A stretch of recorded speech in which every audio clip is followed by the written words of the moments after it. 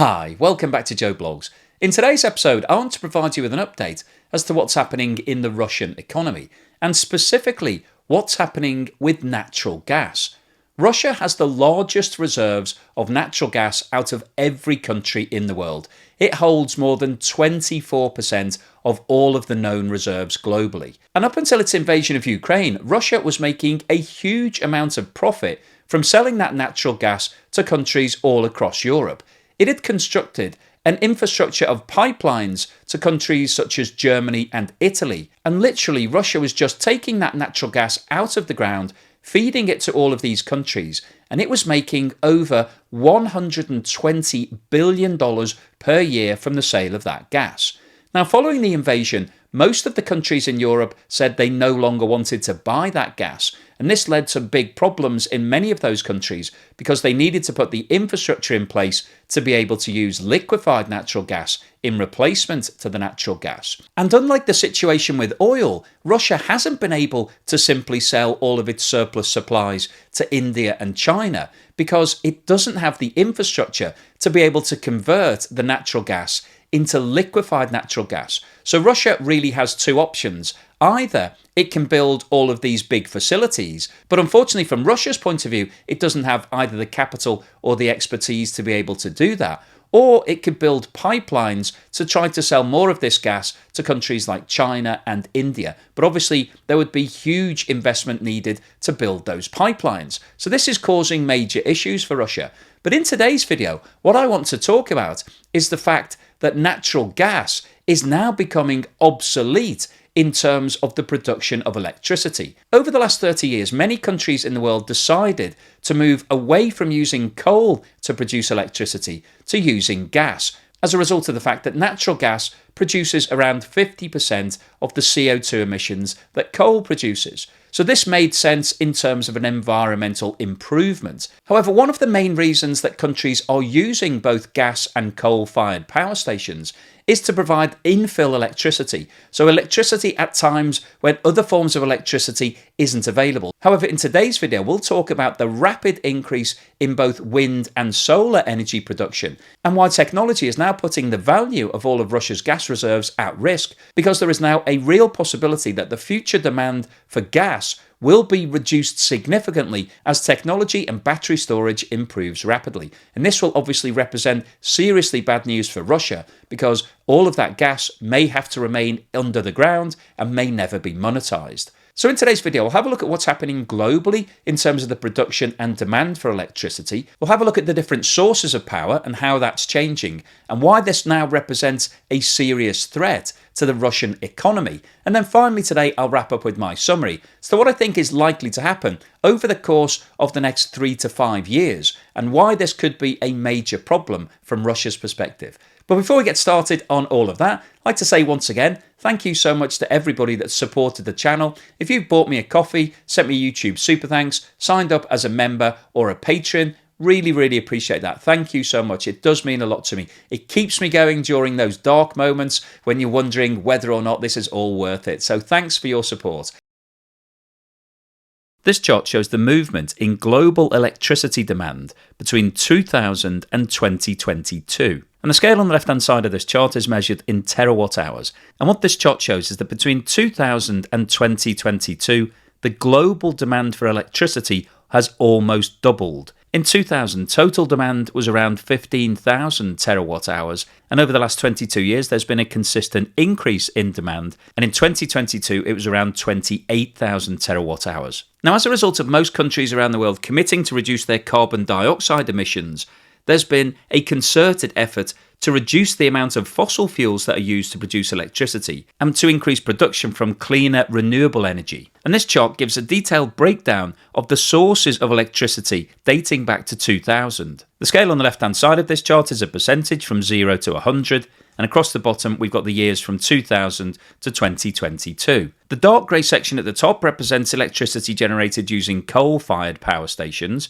The light grey section are gas-powered fire stations. The even lighter grey section is other fossil fuels, predominantly oil. We then have a light green section representing solar, a dark green section representing wind, a blue section representing nuclear, a white line other renewables, a light blue section for bioenergy, and the dark blue section at the bottom is hydroelectricity. And what this chart shows is that in 2000, 38% of all electricity was produced using coal, 18% natural gas, 17.5% hydro, 17% nuclear, 8% oil, and less than 2% of all electricity generated was from other renewables, including wind and solar. If you now look at the situation for 2022, you can see there's been a change in the mix. However, coal is still the largest source of electricity production, representing just under 36%.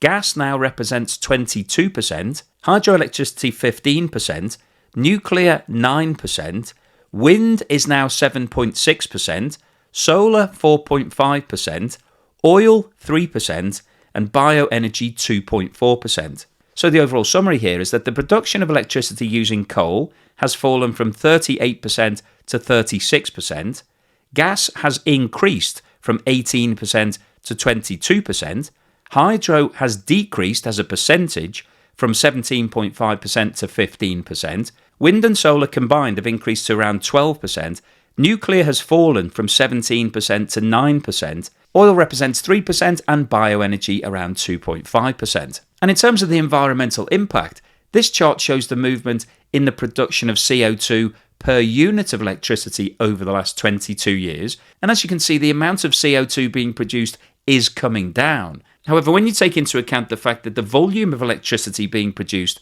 over the last 22 years has almost doubled, the volume of CO2 emissions has increased significantly. And this tells us that there is still a major problem, and there is still a long way to go in terms of the continued move towards renewable clean energy and the reduction in the use of fossil fuels to reduce CO2 emissions. This chart shows how the rise in the demand for electricity in 2022 was satisfied in terms of the sources of production. The scale on the left-hand side of this chart goes from 0 to 800 terawatt hours, and across the bottom we've got the different sources of electricity and also the demand figure.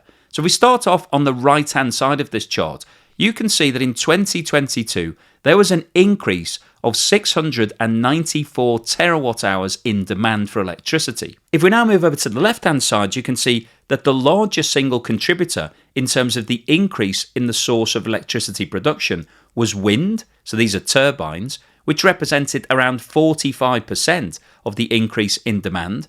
The second largest contributor was solar, which represented around 35% of the increase in demand.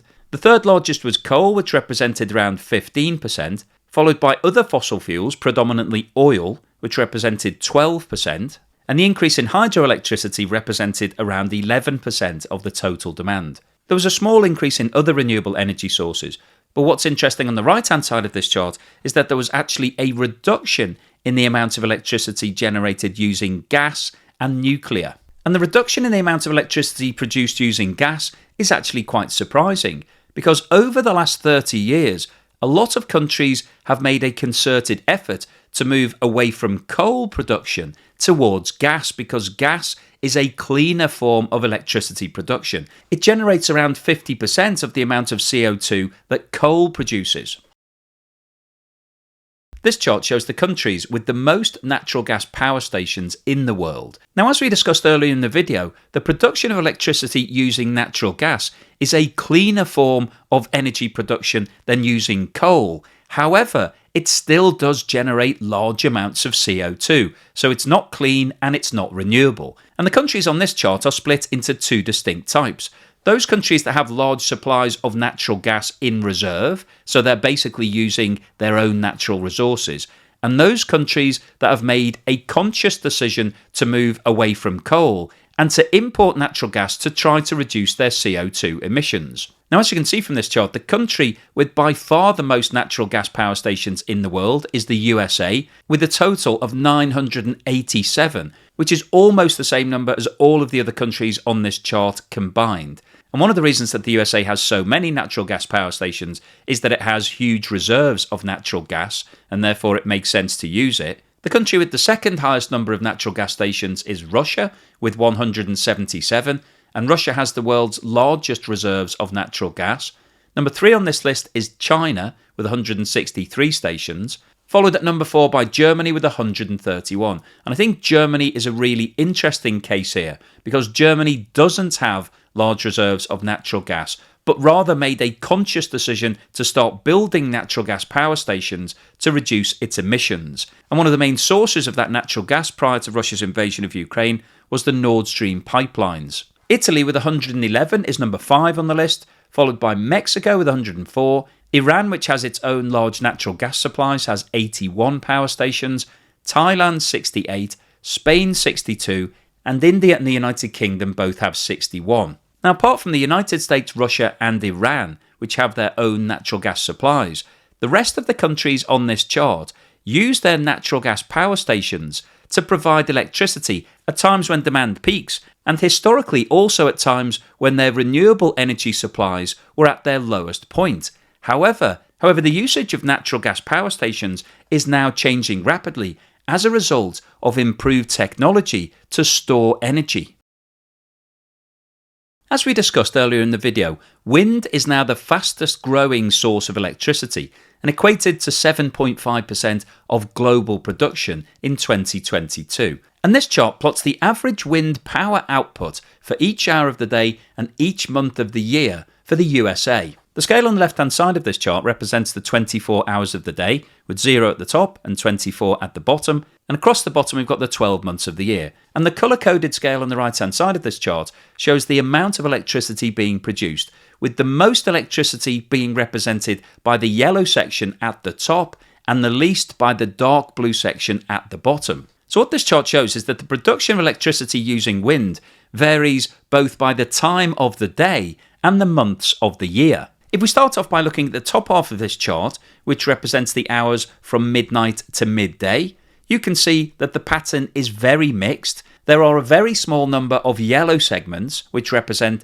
the peak production of electricity, and quite a lot of green and blue segments, which represent the lowest amount of electricity production. If we now look at the bottom half of the chart, which represents the afternoon and evening period from midday to midnight, you can see that in this half of the chart there are more yellow and orange segments and less green and blue, which indicates that generally speaking, wind produces more electricity in the afternoon than it does in the morning. If we now look at the seasonal production of electricity by looking at the columns here, you can see that in January, February, March and April, there are a lot of segments that are yellow or orange, which represents the maximum amount of electricity. However, as we move into May, June, July, August, September and October, there are a lot more green and blue segments, which indicate the lowest amount of electricity production. And in November and December, things start to improve again. So this shows us that there is a distinct seasonal pattern to the production of electricity using wind, with the highest periods being during the winter in the USA and the lowest periods being during the summer. This chart shows the average solar power output for each hour of the day and each month of the year for the USA. The scale on the left-hand side of this chart represents the 24 hours of the day, and across the bottom of the chart we've got the 12 months of the year. And the colour coding scale on this chart shows the highest levels of electricity in yellow at the top and goes down to the lowest levels in dark blue at the bottom. So if we start off by looking at the hours of the day, you can see from the dark blue section at the top that there is no electricity production at all from solar in most months before 8 o'clock. And if we move down to the dark blue section at the bottom, you can see that the electricity production stops at around 7 or 8 o'clock in most months. If we now look at the section in the middle of this chart, you can see that it's predominantly orange and yellow, which represents a high level of electricity production during the period when the sun is actually out. And if we look at the yellow segments, which represent the maximum amount of electricity, they are generally speaking around midday when the sun is at its highest point, and therefore you can get the most solar power. If we now look at the months across the bottom of this chart, you can see that the production of electricity is generally oval shaped, which shows us that there's more electricity being produced in the summer months between April, May, June, July and August than there is in the winter months, and obviously that corresponds with the length of time that the sun is out during the summer. We have longer days in the summer in the USA and shorter days in the winter. So obviously you'll generate more electricity in the summer months than you will in the winter months. And if you take a step back and look at this chart, it differs substantially from what we just looked at for wind. The wind picture was much more of a mixed colour chart. For the vast majority of the year, wind is generating electricity in all hours of the day. However, with solar, it's much more black and white. When the sun's out, it's generating power. However, at night time, there is zero production. And this obviously represents a challenge if you're managing your electricity mix, because you need to make sure that there's constantly power available when people need it. And if you're relying on solar as part of your energy mix, that obviously represents a problem, because there are periods of the day when it doesn't generate anything at all. Now, historically, gas and coal were being used to provide infill electricity during those downtimes. However, the latest trend is a movement towards the storage of power, which can be used in these down periods. In terms of looking at the demand for electricity, these tables show the average hourly electricity load during a typical day by region in the USA. The blue lines on these charts represent demand for January, the green line demand for April, the yellow line demand in July, and the red line demand in October. The scale on the left-hand side shows the demand for electricity in million kilowatt hours, and across the bottom we've got the hours of the day. And I think what's interesting to note about these charts is that the highest level of demand in virtually every single area of the USA comes in July, during the summer period, not during the winter. And if you look at the shape of this chart, you can see that peak demand in virtually every part of the USA comes in the evening period. So the fact that the highest levels of demand come both in the summer and the evening represents a problem in terms of renewable energy. Wind, which is the fastest growing of all the renewable energies, produces its lowest amount of electricity during the summer period, which corresponds with the highest amount of demand in the USA. And solar's peak period for producing electricity is in the middle of the day and actually doesn't generate any electricity in the evenings in some months. So in order to try to balance out the gap between the demand for electricity and the production using renewable sources, the electricity industry has developed 3 ways of storing energy. Flow batteries are giant battery systems which are essentially rechargeable fuel cells in which chemical energy is provided by 2 chemical components dissolved in liquids contained within the system and separated by a membrane. These battery energy storage systems are considerably more advanced than the batteries you keep in your kitchen drawer and can be charged by electricity generated from renewable energy like wind and solar power. Intelligent battery software use algorithms to coordinate energy production, and computerized control systems are used to decide when to store energy or when to release it to the grid. Energy is released from the battery storage system during times of peak demand, keeping costs down and electricity flowing. Compressed air energy storage involves converting electrical energy into high-pressure compressed air that can be released at a later time to drive a turbine generator to produce electricity. This means that it can work alongside technologies such as wind turbines to provide and store electricity 24/7. Ideally, the compressed air is stored in an existing geographical formation, such as a disused hard rock or salt mine, rather than producing specialist surface piping, which can be expensive. One of the major issues with compressed air energy storage is that when you compress air, it heats up. When the electricity is required, it needs to be expanded, which requires heat. In addition, the cooler the air, the more you can store.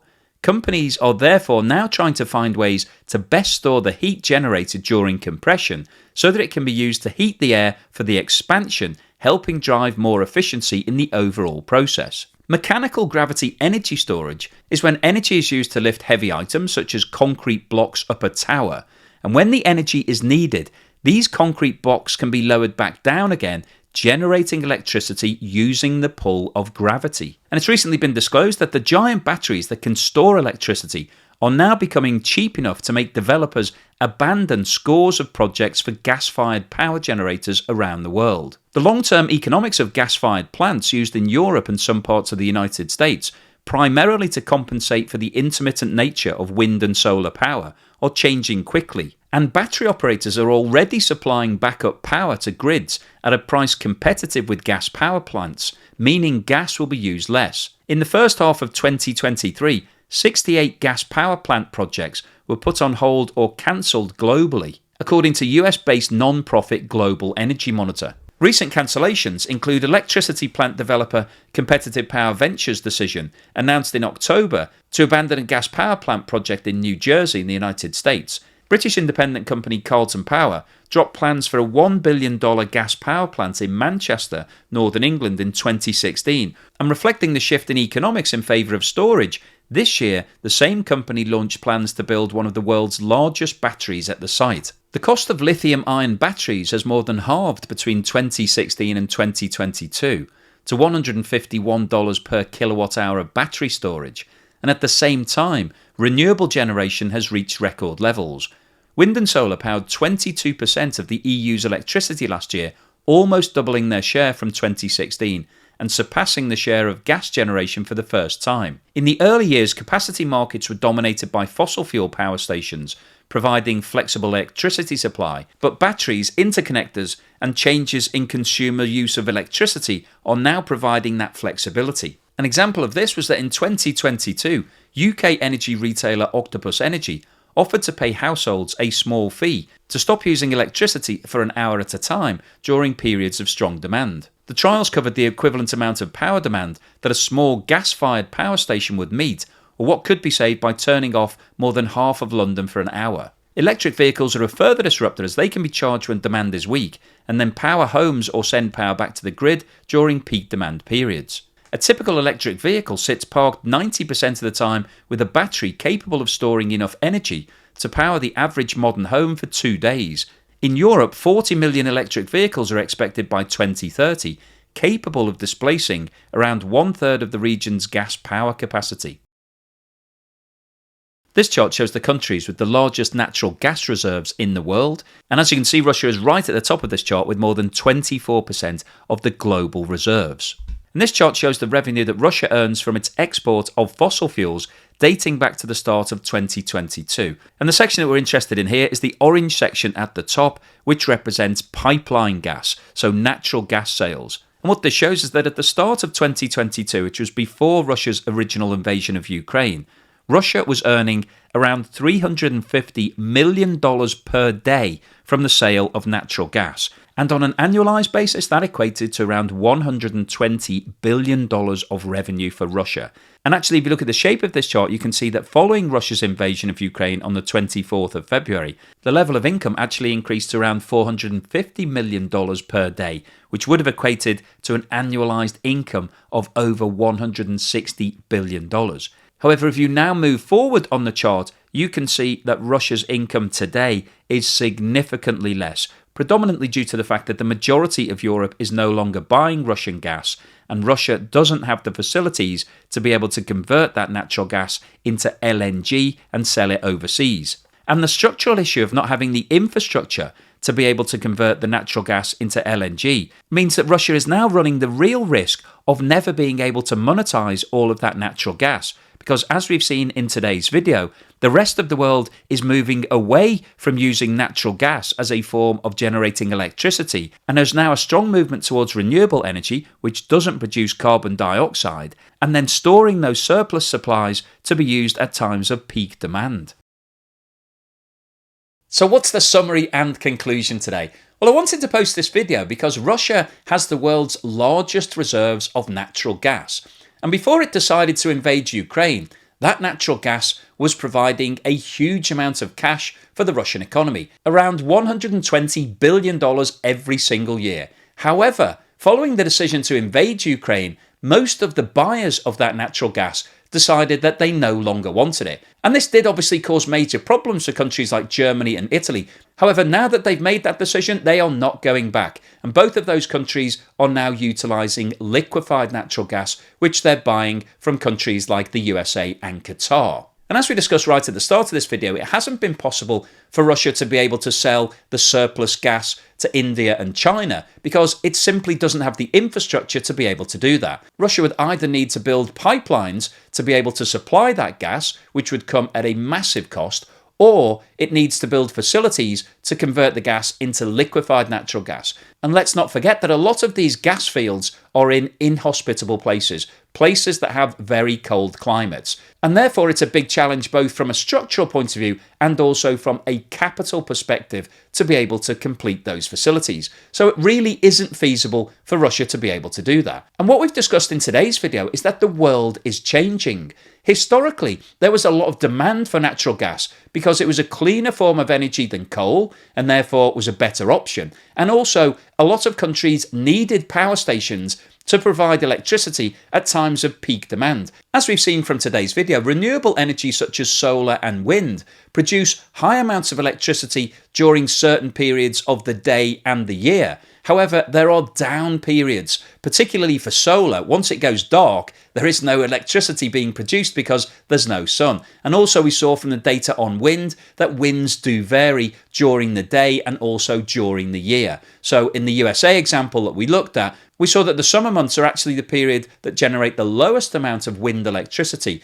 But unfortunately, from the USA's point of view, that's the period of peak demand. So in the past, natural gas power stations were the obvious solution. They were environmentally better than coal, and they gave you the option of being able to supply electricity at times of peak demand.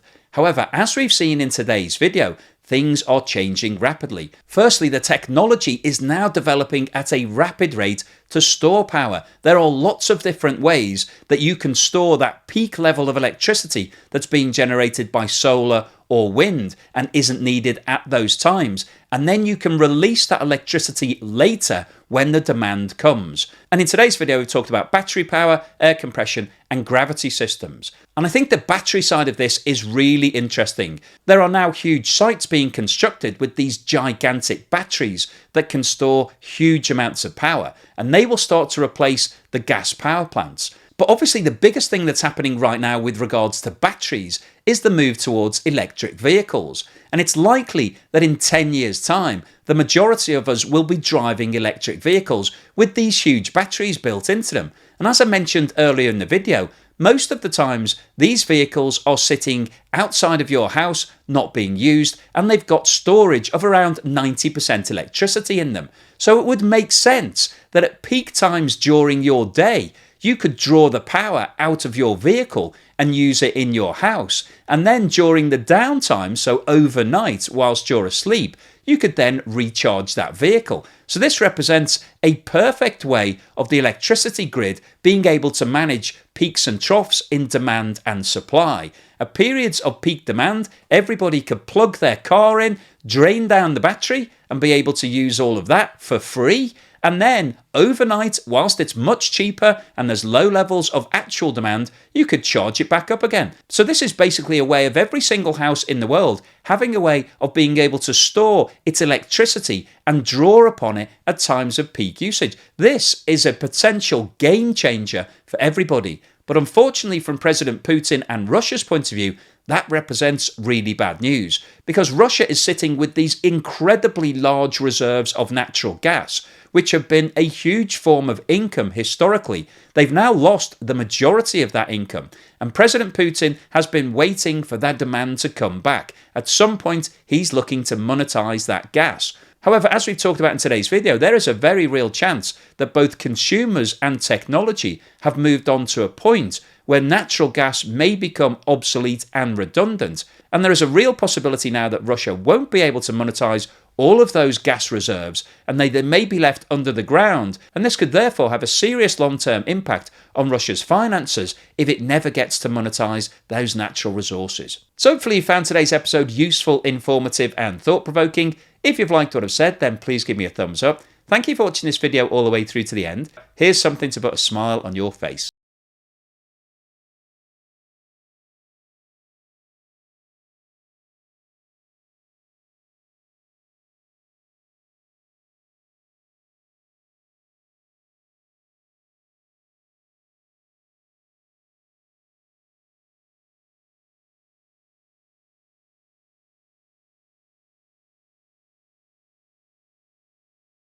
To pay a little bit of import tax depending on where you live and what the import duties are. But this is your opportunity to win a genuine Joe Bloggs sculpture. So buy yourself a ticket and good luck in the draw.